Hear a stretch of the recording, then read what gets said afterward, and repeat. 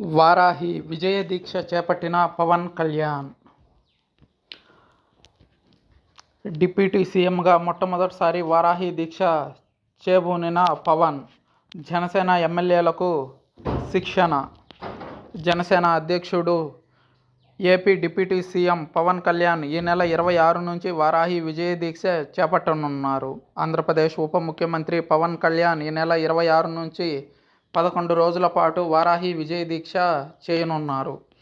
ఈ సమయంలో ఆయన పాలు, పండ్లు, నీరు మాత్రమే తీసుకుంటారని జనసేన పార్టీ వర్గాలు తెలిపాయి. గత ఏడాది జూన్ మాసంలో పవన్ కళ్యాణ్ గారు వారాహి విజయ యాత్ర చేపట్టారు. ఆ యాత్ర సందర్భంలోనూ వారాహి అమ్మవారికి పూజలు నిర్వహించి దీక్ష చేపట్టారు. పవన్ కళ్యాణ్ ఇలాంటి ఆధ్యాత్మిక ప్రయత్నం చేయడం ఇది మొదటిసారేం కాదు. గత ఏడాది జూన్లో వారాహి విజయయాత్రను ప్రారంభించి అమ్మవారికి ఆశీర్వాదాలు తీసుకున్నారు. రాష్ట్ర ప్రజల సంక్షేమం కోసం అమ్మవారి ఆశీస్సులు పొందేందుకే పవన్ కళ్యాణ్ ఈ దీక్ష చేపట్టినట్టు తెలుస్తుంది. ఈ నెల 26న ప్రారంభమయ్యే దీక్ష 11 రోజుల పాటు కొనసాగుతుందని, ఈ సమయంలో పవన్ కళ్యాణ్ ఆంధ్రప్రదేశ్ సుభిక్షంగా ఉండాలని ప్రార్థిస్తారని పార్టీ వర్గాలు తెలిపాయి. తెలుగు చిత్ర పరిశ్రమ ఎదుర్కొంటున్న సవాళ్లు, ఆంధ్రప్రదేశ్లో సినీ రంగాన్ని ఎలా విస్తరించాలన్న అంశంపై చర్చించేందుకు ప్రముఖ తెలుగు సినీ నిర్మాతలు సోమవారం ఉప ముఖ్యమంత్రి కొణిదెల పవన్ కళ్యాణ్ను కలిశారు. విజయవాడ క్యాంపు కార్యాలయంలో ఈ సమావేశం జరిగింది. ఈ సమావేశంలో Allu Aravind, C Ashwini Dutt, AM Ratnam, S Radhakrishna, Dil Raju, Bhogavalli Prasad, DVV Danayya, Supriya, NV Prasad, Bunny Vasu, Naveen Yerneni, Nagavamsi, TG Vishwaprasad, Vamsikrishna తదితరులు పాల్గొన్నారు. అయితే గత ప్రభుత్వ హయాంలో ఇండస్ట్రీకి అనేక అవమానాలు జరిగాయి, అనేక నష్టాలు జరిగాయి. వాటి నుంచి ఇండస్ట్రీని కాపాడుకోవాల్సిన బాధ్యత ఇండస్ట్రీకి సంబంధించిన వ్యక్తిగా మీ మీద ఉంది అంటూ గుర్తు చేశారు వెళ్లిన ప్రముఖులు.